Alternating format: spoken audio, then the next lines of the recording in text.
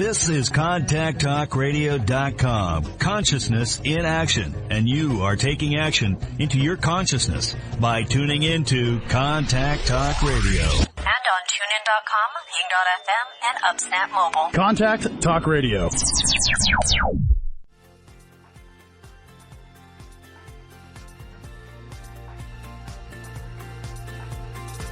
Welcome to Life Mastery Radio with Todd Allen and Jackie Bailey, the show that dives into the science of higher consciousness with inspiring topics such as abundance, intention, health, manifestation, love, and transformation. Join Todd, Jackie, and their guests of leading authors, speakers, coaches, and entrepreneurs weekly at 10 a.m. Pacific. Learn to live a peaceful life with intentional mastery. It's all right here with stories and messages to support your well-being and most evocative dreams. Now, here's your hosts, Todd and Jackie. Welcome to Life Mastery Radio with Todd and Jackie. It is another groovy day, and most of you already know, but I'm going to tell you anyway. When I wake up in the morning, before my feet hit the ground, I decide it's going to be a groovy day, and that's the way the day, it has to happen that way. Now, things could change.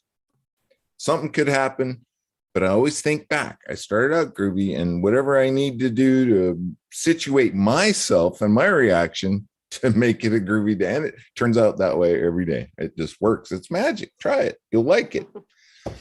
As always, I have my co-host with me today. She flew solo last week, did an awesome job, but she's hanging out today. And hi, Jackie. How are you? Hello, I am sipping some tea today. My voice is a little bit spent. You did a lot of gabbing last week. I did a lot of gabbing last week. She had a big event. Tell us a little bit about that, because you were working with Future Business Leaders of America, and these are youngsters. What an amazing program. I might have to check that program out.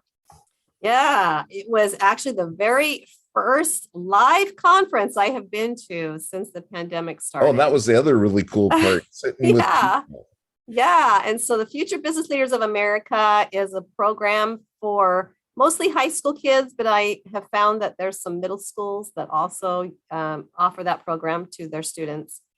And it teaches them entrepreneurial skills, communication skills, promotion, marketing. It teaches them some technical skills as well. And I attended their state conference. So there were 1,500 students from high schools and some middle schools coming from all over the state of Washington to Spokane, Washington last week. And they come ready to compete in some programs to make it next to the national level. And they also attended 2 workshops that I provided. I judged about 25, actually 2 contests, but there was about 35 kids total that I judged. And they're just remarkable. If you ever have any doubt about our future leaders, have no fear, because this is a group of kids that have it going. They have to wear business attire. I was going to say they have their required dress code. Yep, and definitely that changes their behavior, and they act much more professionally when they have to dress that way. And so it's a really good. It's just kind of cool to show up in a zoot suit and be all hanging out like you know. Well, I was a little worried because I'm like, I don't know that I have anything business-like to wear anymore. I've broken my ankle twice and had surgery, and so I can't wear high heels anymore. It's not going to be possible at all. Darn it. So I know. So my business attire has changed. It's a little more casual business. Might be a good thing. I can't imagine walking around in high heels all day long. It wasn't too bad, but it did give you power. I don't know. Maybe our guests can talk about that a little bit, but it does give you power when you've got, high heels on and you've got a business suit on. And without that, you feel a little bit less powerful, I think. Oh, very cool. And how are things at the Speak Feed Lead project? I mean, you were working with kids. What is the deal with working with kids, Jackie? Would you get something out of that? Just a lot of joy. In fact, we have another summit. It is coming up on May 16th and is in conjunction with the United Nations International Day of Families. And the very next day after that event is going to be a summit called Family Matters. And we have been invited to get 20 youth as speakers on this summit, similar to what we did last time for the Voices of Women Summit, but this is both genders. And we're looking for speakers, ages 10 through 20, that will come on and talk about their experience with families. What does that mean to them? Do they have any solutions to offer for families? How to empower families, relationships, that kind of thing. So we're looking for some speakers in that regard. And we're also looking for sponsors for those speakers. If you would like to sponsor one of those speakers, please go to speakfeedlead.org. And under the Make a Difference tab, there is particularly a campaign that's called Sponsor a Speaker on the Mega Summit. And that will allow you to sponsor one of those particular. I guess I should correct myself and not call them kids, call them young adults. They are young adults for sure. With the direction. That's the cool part. Jackie's instruction and everything else, and some of those programs give them direction. That's important. The United States Marine Corps gave me direction. That's right. Gave you some confidence too, I'm sure. Oh, I want to remind our listeners today that our show page is at www.lifemasteryradio.net or .com. Any links that we talk about today, we have a link there to our guests and anything else that she might refer to. I think everything's on her website. So the link is there on today's show page. If you're, I'm not going to say if you're interested, when you become interested, you will follow that link and find out more, because it's going to be some really cool stuff that we talk about today. While you're there, you can check out our blogs. Jackie writes a blog about every show that we do, and you can sign up for a newsletter and get that link to that blog. Every week, we talk about who's coming on the show, who's been on the show, and of course, Jackie's blog post. My book is also there. The link to my book, 6 Keys to Life Mastery. You can follow the link, get my book, and love it. And please, after you love it, give me some feedback, because that's what it's all about. Jackie has a book there too, and you can follow that link. Mm-hmm. She has one handy, Self-Centered Leadership. And that's how it all started. She wrote that book, and then I had to write a book. Follow the leader. That's what we do. Let's see, what else I think that's about it, Jackie. I think today's guest is your invite, so take it away, Jackie. Yes, I was delighted a few months ago to meet our guest at a networking event, and we hit it off. We had a follow-up conversation, so I'm delighted she can be here today. Her name is Homeyra Faghihi. She is a doctor of psychology and a licensed clinical social worker. And she has over 20 years of experience in providing individual, family, and group therapy services. Homeyra has assisted various populations over the years and helped hundreds of clients with issues such as self-image, shame, anxiety, depression, childhood traumas, adult traumas, military sexual trauma, domestic violence, and difficult family relationships. I think that probably covers just about everybody, right? Her passion and a big smile. Don't forget about that big smile. That's right. Her passion is to educate, coach, and empower her clients as they navigate their way through persistent self-doubt and limiting core beliefs.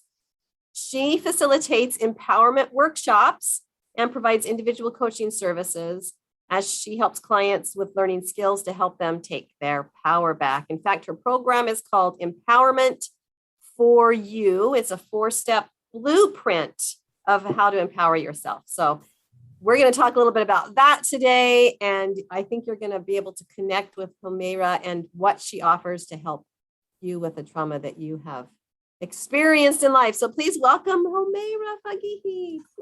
Yes, thank you so much. Thank you, Jackie and Todd, for having me here. It's such a pleasure to be here.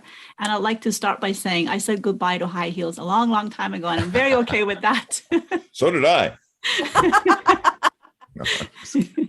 Yeah, it's You all know, about comfort, isn't it? I mean, Yes. I think you feel much more empowered when you feel comfortable. Yes. with the I mean, shoes you're in. they look nice, but at the same time, it to me, they're not can't worth it imagine. anymore because I it can't just, they hurt. Can't imagine.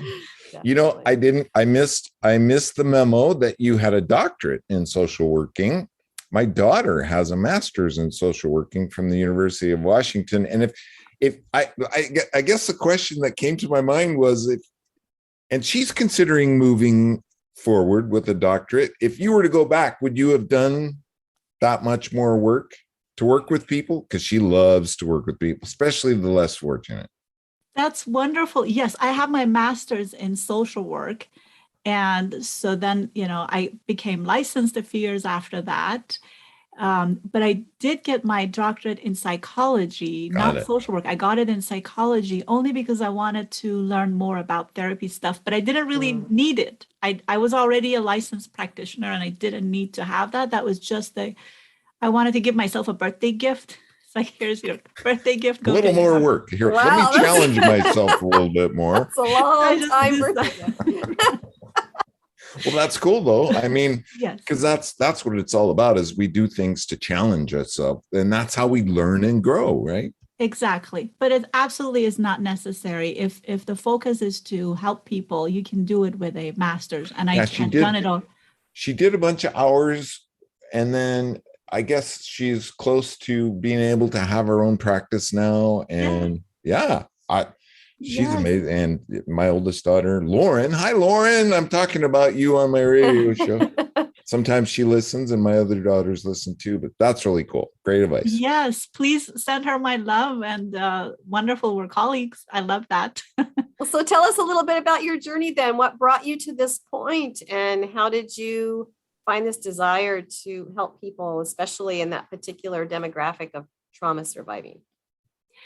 Yes. So, when I was 17 or 18, I would say 17 or 18, I was still living in my birth country of Iran. And I saw a therapist for the very first time. And I knew right away it felt so good to be heard and understood that I thought, wow, this is so cool. Maybe one day I can do that.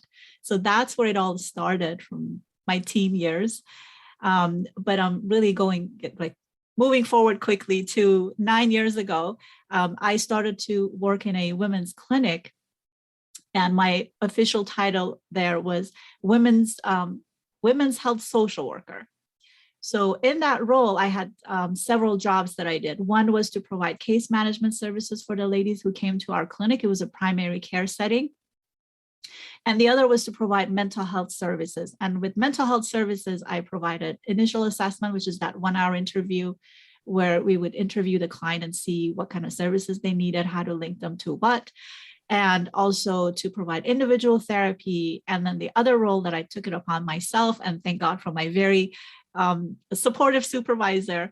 When I did all these initial assessments, I noticed that there are groups that we had several groups that we were offering, but there were those that we were not offering. So based on the needs that these ladies came in with, I started to put together groups and offer them, facilitate them.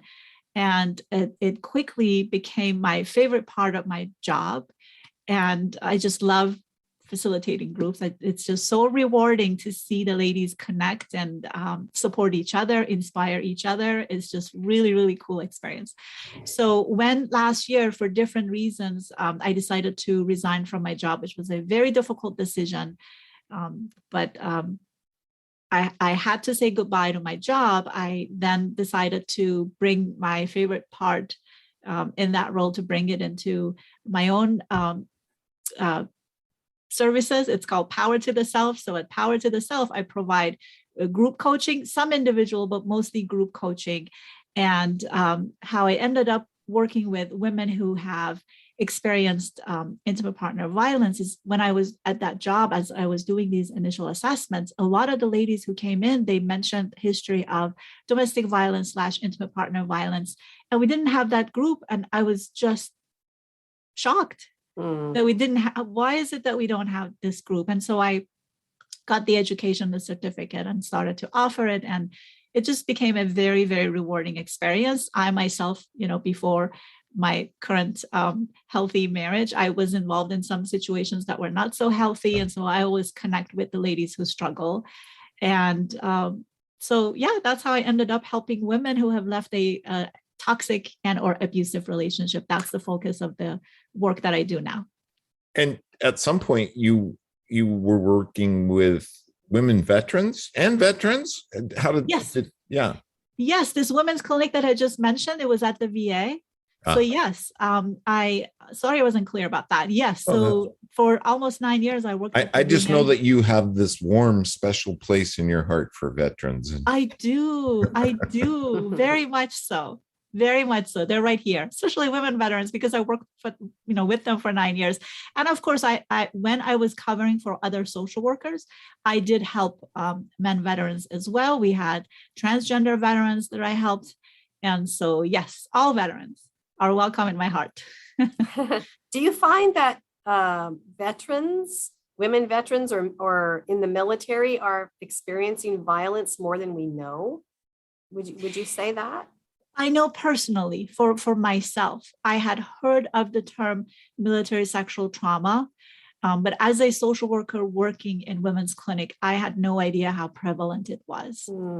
So that's my own experience. So I'm going to assume that is true for a lot of people as well, that we have heard the term, but we're not really aware of how prevalent it is, how painful it is, how traumatizing it is.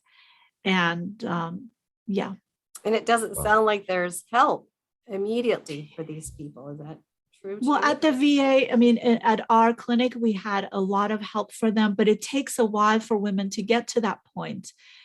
There's, for many, not for everyone, but for many, there's not a lot of trust in the VA. And so for them to actually get to the VA might take a long time. And when they get to the VA, we have our, I say we, I'm still part of the VA, even though I'm not. We get it. So the VA, they have their flaws. So VA is not a perfect system, but there's also great services that we offer to the ladies there. So yes, it takes a while to get there. And once they get there, because of history of trauma, if there's something that doesn't go well with the VA, it's easy to say, okay, this is not for me, and just leave. And that happens often, unfortunately. But I would say the ladies who stuck with us, a lot of them were very happy. Yeah. Good. Well, that's because you teach empowerment principles, right? It's not so much about what's in the past, but how can we move forward, right? Am I getting it right? Well, we had therapy services there. So there's a little bit of difference between therapy and coaching, if I may just share a little bit about the differences. So for example, for myself, as a therapist, I would provide a mental health diagnosis for my client. As a coach, I do not do that. Right. As a therapist, I would dig deep into the past with the client. As a coach, I would stay mostly focused on the present time and the future. Of course, we discussed the past a little bit because I need to understand how you arrived at this point, but the focus is not so much on the past. It's mostly present and the future. Right. And for that reason, as a therapist, I would take longer with a client. It may be a year or two, sometimes 3, depending on how severe the issues are. As a coach, because we stay mostly to the present and future, then it's like my program right now is a 3-month program. So it's a set period of time. And as a therapist, I would see clients with more severe mental health issues, or more serious issues, such as thoughts of harm towards self or others, or severe nightmares, flashbacks, a lot of relationship issues, like let's say no stable relationships around you, for example. I would help those individuals with those issues. As a coach, I help individuals who are a little further along in their journey or journey toward mental health, or actually a lot of my group clients, they have individual therapy on the side, because coaching is a little different, or a lot different sometimes, depending on the situation, from therapy. So coaching can be a good complement to therapy. Yeah, I hope that made sense. No, totally. So that's where you prefer to dwell, is in the coaching. Currently, yes. Currently at the VA, though, the thing, and before, because I've been doing therapy for over 20 years. So yes, I did a lot of therapy. All that I did was therapy, but now pretty much all that I do is coaching.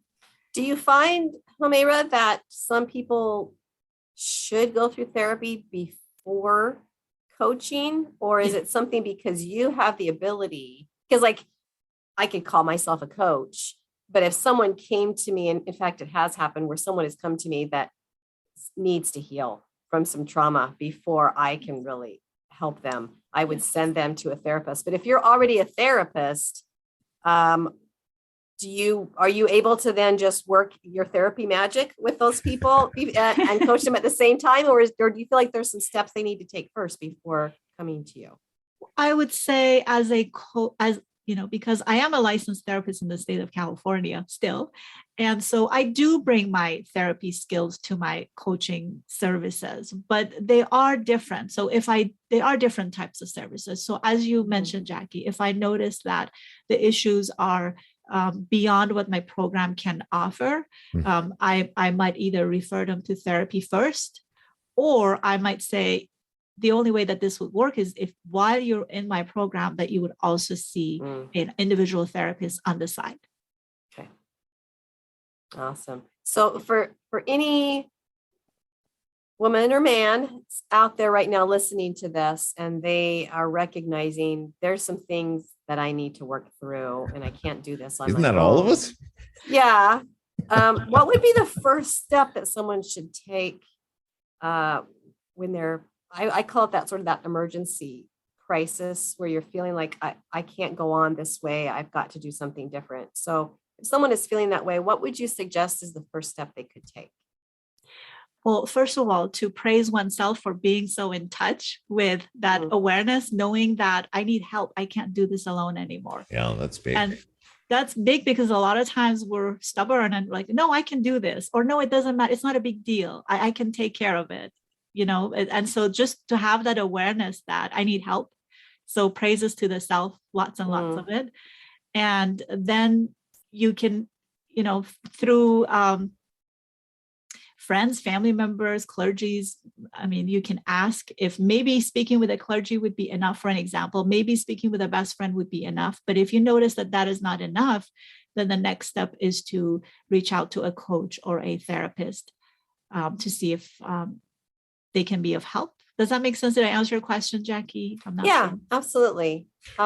If they were, some people are afraid to go seek professional help because, it can be pretty painful. I've been there, right? And sometimes you're afraid, or not even being afraid. Sometimes you don't know how to define what you're feeling.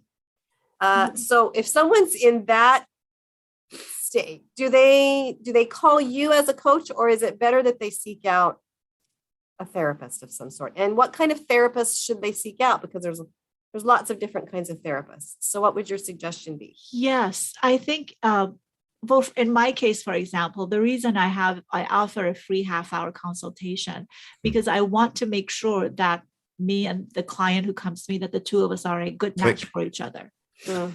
Yeah. So I'm sorry, what did you say, Todd? I just said you want to make sure that you guys click. Yes, exactly. That we click and that we are a right match for each other. Yes, clicking is very important because therapy and coaching both, they all work if we click with the other person. We have to, because it's all relationship based.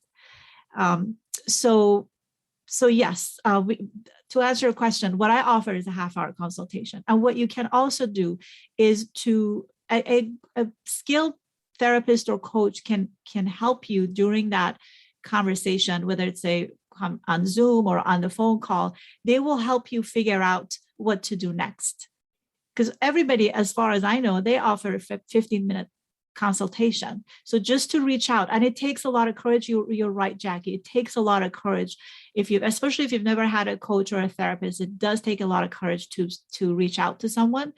But a skilled person will, first of all, acknowledge your courage, but also will answer your questions, see where they are, meet you there, and tell you, based on what you're sharing with me, I can be of help. We can start individual therapy, or I think it's easier or better for you to see a coach, for example. Okay. So so let's talk about that just a little bit, because you have a 3-month coaching program, right? Yes. And you have another event coming up that kind of gets people into the idea of what the coaching can do, or tell us a little bit about that first. Yes. So I do offer a free masterclass, average twice a month. It's called Say No Without Guilt. And again, because I work with ladies who have left a toxic and or abusive relationship, this issue comes up quite a bit because it's very hard to know, first of all, what your boundaries are and how to say no, when to say no. And so in this free masterclass, we talk about different styles of communication. We talk about passive, we talk about aggressive, we talk about assertive, and how to move toward assertive as much as possible and when it's safe. And to recognize that we have the right to say no and how to do So that. that's kind of an introduction to women that might think that there's an issue or that there is an issue, and now they are looking for instruction. This is free. And how long does this last for?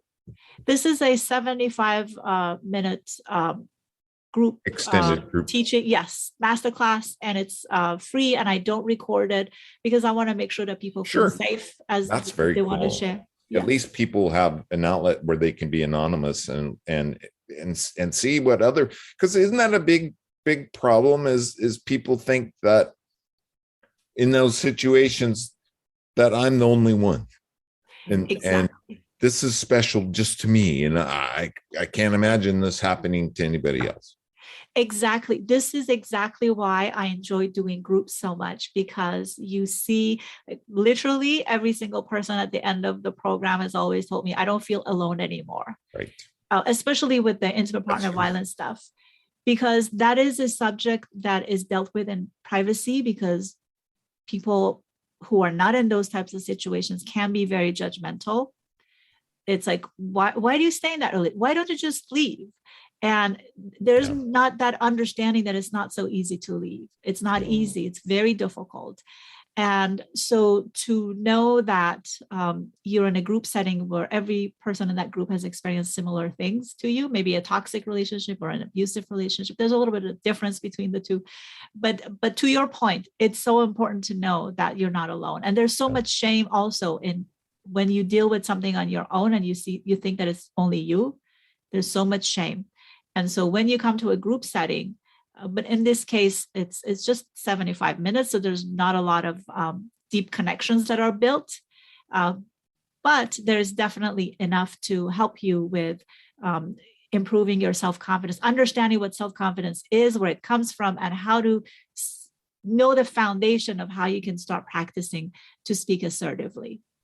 You know, I don't want to get off in the weeds, but I think this applies. I've always been curious about women who stay in abusive relationships.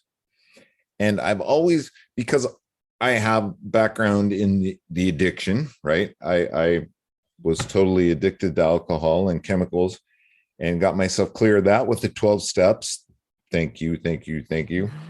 But I've always been curious about women, and it almost seems to me, and I don't know a whole lot, I'm not really educated on the subject, but it almost seems to me that women become addicted to their abuser or to that individual. Is that the way that works in breaking that addiction? It's more, and we're general. We're just being general. Yes. So if I may answer your question this way, a lot of times they stay in their relationship because of different issues. For example, money is very important, because an abusive partner and I know that all genders can be abusive toward each other, but in my case, with the clients who I've seen, most of them have been in a relationship with a man and some of them with a woman. But with my pronouns, I want to make sure that I say that we are in that era, we are in that era. Now, abuse applies to all populations, but in my case, my clients their partner has been a male most of the time, sometimes female. But anyway, the reason that they stay, for example, because the abusive partner would make the other partner dependent on them financially. You're not allowed to work, or if you work, I take all your paychecks. And so or you're not allowed to get education in order to be able to have a job. And so there's a lot of financial dependence on the partner. Another reason they stay may be that they forget that I deserve better. I deserve better. And so that awareness is that's not a big there. one, right? Yes. And that applies to self-worth, right? Yes. This is what I get because this is what I get. And again, because a lot of times an abusive partner, they're so good with manipulating. Yeah. So if they constantly put you down, criticize you, and belittle you, then of course, eventually you take that in and believe what they're saying is true. Yeah. So that makes it very hard to move out of the relationship. If you have little kids, it makes it even more difficult. If you have immigration issues and they're going to say, I'm going to report you if you leave, which has happened to my clients. Sure. Or let's say, actually, I do a video of 14 possible reasons. Not all of 14 are coming to me right now.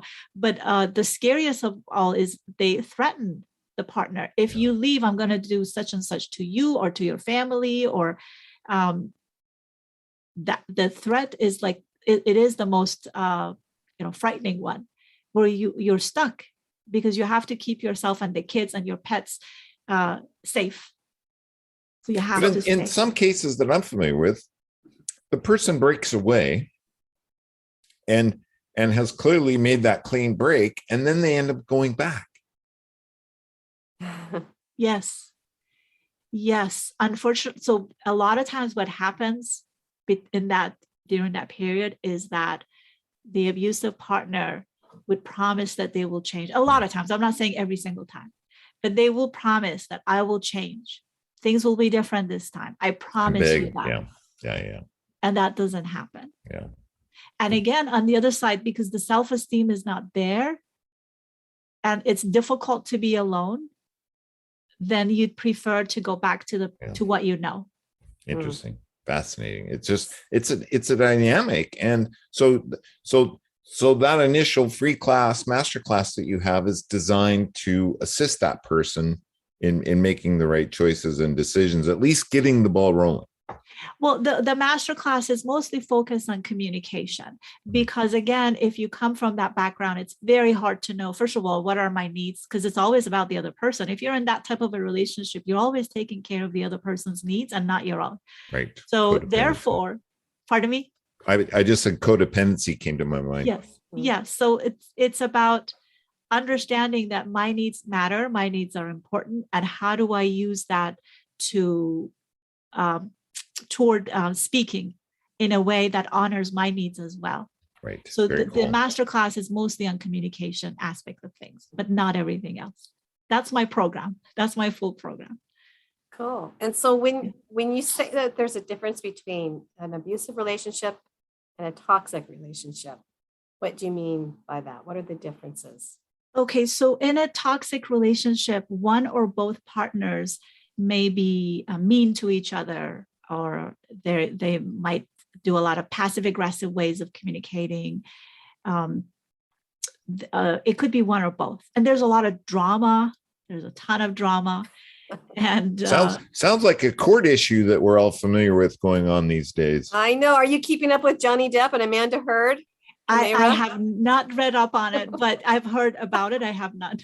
Yeah, it's what you just described. I'm not familiar with what's going on over there, but it may be toxic or abusive. I'm not sure. I don't know the details on that. But the difference between toxic, so in a toxic relationship, the one or both partners may feel exhausted and drained and not heard, not understood, resentful. All of those feelings come up. In an abusive relationship, in addition to that, to all of these, there's a lot of fearfulness, because one partner has more power than the other. Yeah. So one partner is using fear and manipulation in order to control the other partner. So they're not of equal status. One has a lot more power than the other. And in a toxic relationship, that's not the case necessarily. They can all yell at each other and not be afraid, or maybe even physically be aggressive toward each other and not be afraid of a potential consequence later on. But in an abusive relationship, you're always fearful of retaliation. Retaliation can be emotionally or physically or sexually or financially, spying, stalking, all of those things, where it keeps you from being able to express yourself. Whereas it's definitely lots of toxicity going on, but that's how I see them different. That element of fear is not necessarily present in just a toxic relationship. No, that's a really good explanation. And what comes to mind for me, though, is that in most abusive situations, if not all of them, it really is about power and control. Yes, isn't all of it? them. Yes. And so when you have been the victim of someone who's trying to overpower you and control you all the time, it is not easy to break free from that. No. So you say the first step then is communication, or what is the first step? Yes, if you're recognizing that you're in an abusive relationship, because sometimes, you might be in that relationship and not even recognize it. You might think it's normal because why the partner says this is how it is. Right. You deserve this and this is how you're treated. So once you recognize that you are in that type of a relationship, it's really important to get some support. Again, support of people you trust. Right. It can be speaking to a best friend or a clergy or a therapist, if safe, by the way. Safety is always number one priority in that type of a relationship. And so if you feel safe to reach out or talk to a domestic violence shelter near you, there's the domestic violence national hotline. Or you can call, like in LA County, we have 211, which is the LA County information line. And if you call them and in your county, wherever you're listening from, you can call your county and ask for the closest domestic violence center in your area. And even if you're not leaving yet, you can start planning toward it.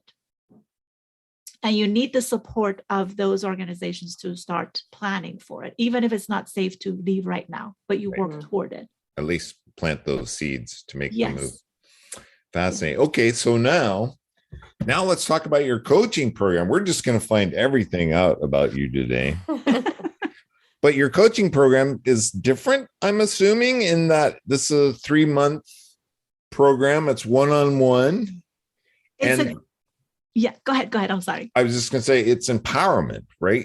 You're actually, so what can a person expect to be coached by you? Okay, so thank you for that question. My program is called Empowerment for You. That's number 4 and letter U.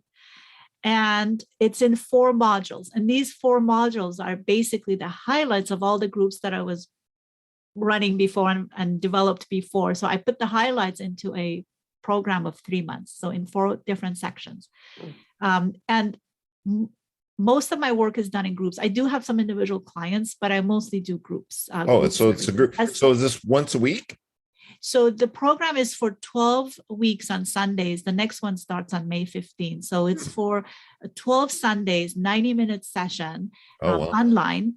And also on Wednesdays, we have a private Facebook group for only my clients, and nobody else comes there. Only my clients are in that group. And that's where I do a live check-in with everyone to see how you're doing with your commitment from the week before. Because at the end of each session, based on what clicks for the client, they would come up with a commitment for the week for themselves. And so we check on that halfway through the week on Wednesday to see, can I support you? Are there any barriers? How can I be of help?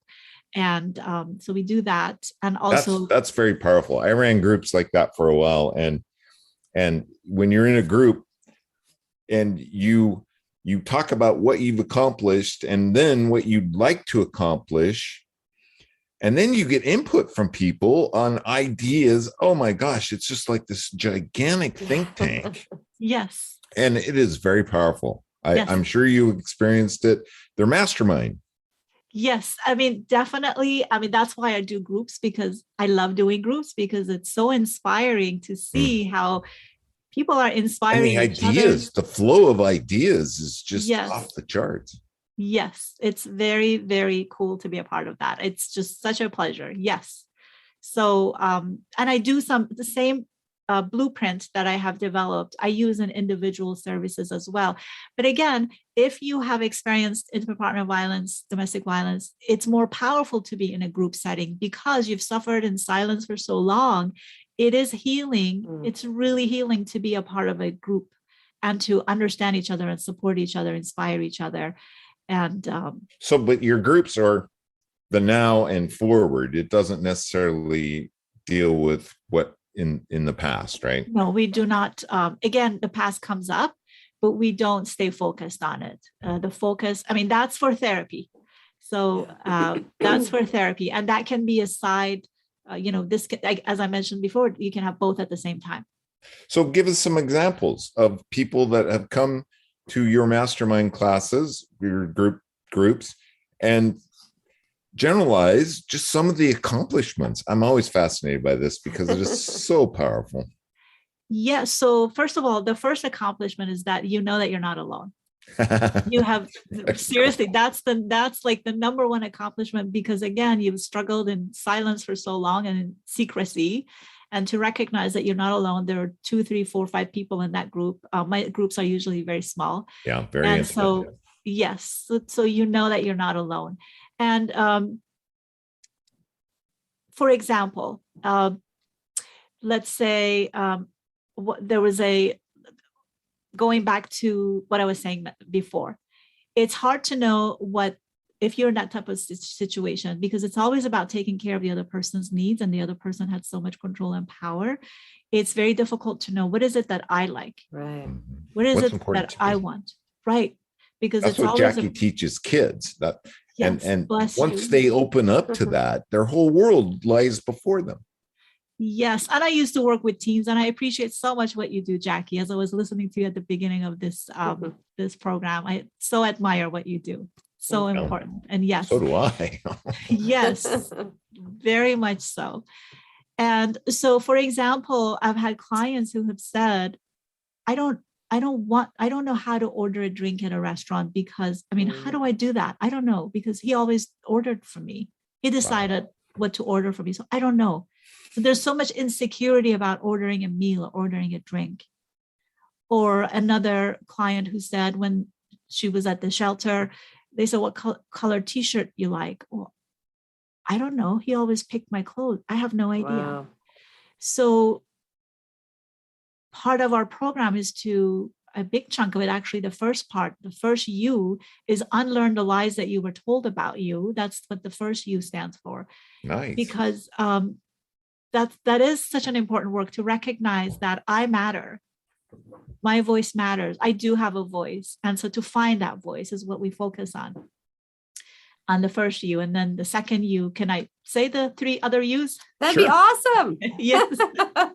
Yeah. The second U is uncover the differences between healthy and unhealthy relationships, because a lot of us don't know what they're supposed to look like. We don't know boundaries, how to set them. That's very cool, because women, or I'm just going to say people will get in relationships and then it doesn't quite work, right? Yes.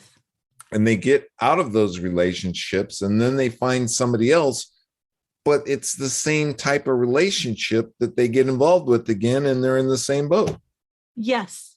Yes. In fact, speaking of teens, Jackie, many of my clients, when we discuss in this section, we discuss warning signs of that we need to look for in a relationship. They all say, not all, but many say, I wish I had this knowledge in high school.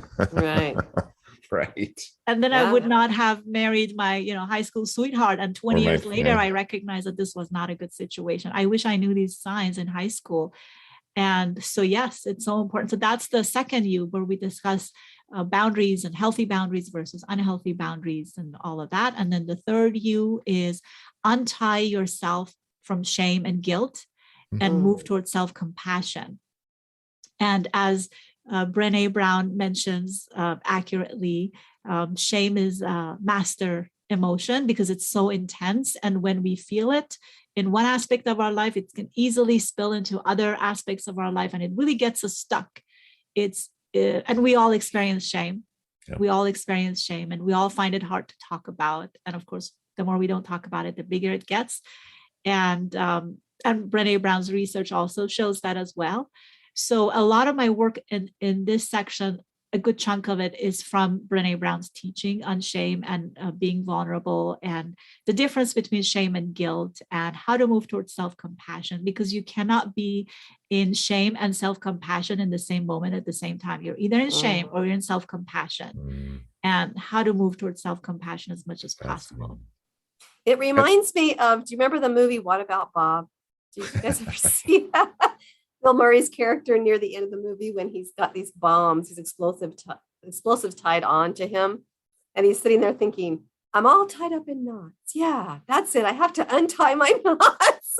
And it becomes this therapeutic thing for him to release these explosive devices that are about to kill him, right? And if he doesn't untie these knots, he's going to die. And so it reminds me of that. But it's very appropriate and applicable in these cases where we are sort of this ticking time bomb, if you will. And if we don't somehow release that, it's a great shame, metaphor. the fear, the anger, the unhappiness, the disempowerment, and everything like that, then we're just going to keep on waiting for that next explosive relationship to come along. So that step 3 sounds like a really important one, but it also, I'm pretty sure, doesn't happen until the other 2 have taken place, right? Where you've had time to focus on those, because it's like climbing a ladder. You can't get all the way to the top until you've reached every rung individually. Yes, right? Exactly. And one of the groups that I did in Women's Clinic was called From Shame to Self-Compassion. And again, based on the needs that I saw, because shame came up in all discussions, because shame is everywhere. Shame is in domestic violence, military sexual trauma, parenting issues, childhood trauma, homelessness, financial issues. I mean, you name it, it's everywhere. We all experience it, and it's everywhere. And so when we finished a couple of cycles of From Shame to Self-Compassion, a few of the ladies said, well, okay, we need more. What's next? We're not done. Right. Give us more. And so from there, I created that group, which is now module 4 here, which is upgrade. That's the 4th U. Upgrade your vision for your future. Wow. And that's when, because again, if you've been in a situation where, and this, I've heard zillions examples like this. Let's say you say, you say to your partner, I want to go back to school. And they would say, no, school? You? At 45? What are you talking about? Mm-hmm. And, maybe they laugh about it too. And so it's hard to then, if you've come from a relationship where you were constantly put down and criticized, it's hard to actually know that it's possible. If I want to go back to school, I can do that. So in this module, I ask everyone to come up with a vision for their future. It could be a smaller goal or a bigger goal, whatever you choose. And then we focus on, okay, we have exercises. What are the thoughts and the behaviors and the feelings that you need to experience in order to reach that goal? So as much as possible, we want to match our thoughts, our feelings, our behaviors to that vision.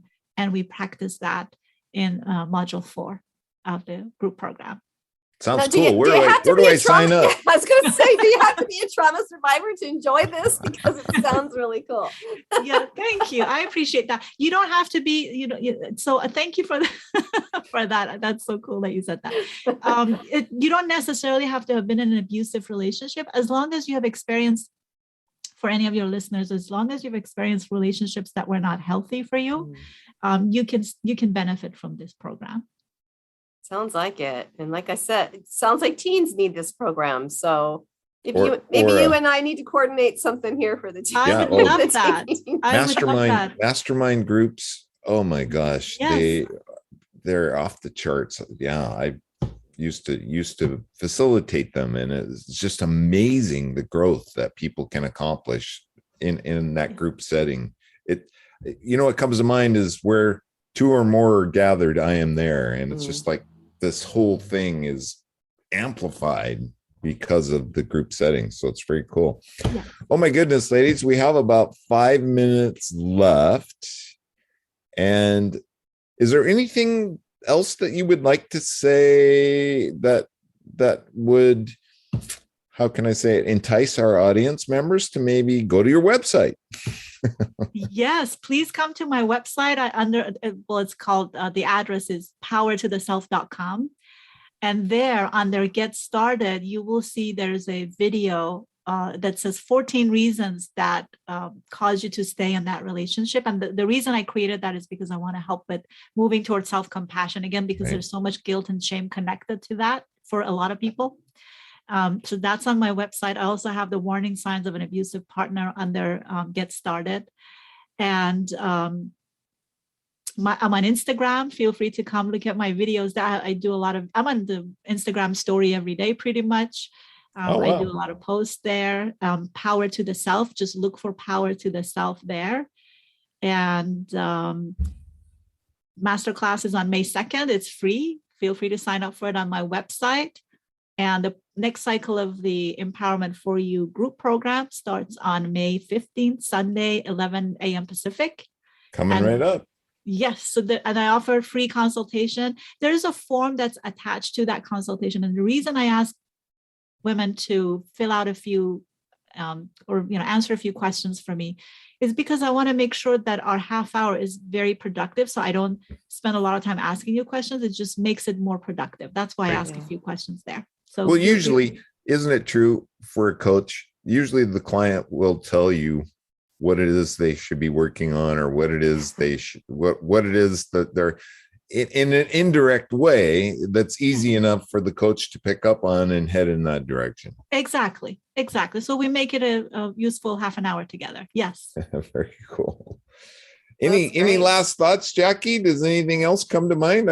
Hopefully I didn't overpower you during this interview. That was fascinating. No, of course not. But I do feel that I've been there. I've been that trauma survivor. I've gone through therapy, and it was important to be part of a group right after therapy, being part of a group of 15 women that were survivors of similar things, where we could talk to each other, we could understand each other. And I've mentioned before, we helped one of those survivors come out of a 32 multiple personality situation to integrate all of those personalities into her core, and to be part of that process and to watch that happen. I learned so many lessons about that. One of the most important lessons I learned was as her name was Carol, would face each one of these personalities of hers that basically kept her alive from the trauma situation that she'd had. Wow. She had to face them and hug them each in her mind. And then she would thank them for how they had helped her to survive and to live. Yeah. And I learned how important that is for each one of us to do, Homeyra, that no matter what trauma we've been through, it's important for us to see every part of ourselves for the way that part of us helped us to survive and helped us to connect with other people, and be grateful for that. Exactly. And then say, I got this now. Moving forward, I don't need that anymore. I've got me. I've got the power now to do this myself. That was really important for Carol. And so when you're describing this to me, that's what my mind is going back to, is that process that we all have to go through. So I'm very grateful to you for having a process for others to walk through that. So thank you for sharing that. I think you just mentioned moving from shame towards self-compassion in a nutshell. That's how I saw it or heard it anyway. Yeah. But thank you. Cool. I'm so happy to know that you both agree with the power of group services. It is. Oh, it saved my life, I think. Let's see. We have about 2 minutes left. Any last thoughts? Well, I would like to say, if I may, if there's a time to work on empowerment, is now. Yeah. Especially with all the madness that goes on in the world. Yeah, we didn't even get into that, right? Yes, so important to feel safe and stable and empowered on the inside, because we don't have a lot of power, what goes on out there, but we can get a control of fear on the inside. That would be so helpful in terms of how we function and relate to the world around us. Thank you so much, Homeyra, for showing up as you today. I hope, did you have fun? Did you have a blast? I had the best time. Thank you. Thank you both. They always do. That's about all we have time for today. I hope you enjoyed the show. Please tell a friend about the show and how cool it was. We had an absolute blast today. Jackie, look at that big smile on Jackie's face. She had fun. I had fun. Check out our website. Check out Homeyra's website. And Jackie, any any last thoughts for you? Check out Homeyra. She's got the answers. So if you're in that situation, this is the person to Thank talk you. to. So happy that you were on the show today. Very Thank cool. you both so much. It was so much fun. thank Groovy you. time, as you would Yeah, say. groovy. I'm infectious. That's very cool. It Yes, was a you groovy are. show. I hope you enjoyed it. Lastly, please, please, please. Well, a couple things. Give yourself a big hug and make it a great day, Everybody. because it is a groovy day and you can start it out that way. Bye-bye for now. Thank you for tuning in to Life Mastery Radio. Join Todd Allen and Jackie Bailey and their guests of leading authors, speakers, coaches, and entrepreneurs weekly at 10 a.m. Pacific. Learn to live a peaceful life with intentional mastery through stories and messages to support your well-being and most evocative dreams. Visit their website, www.lifemasteryradio.com. Join their mailing list and be notified about upcoming guests. That's lifemasteryradio.com.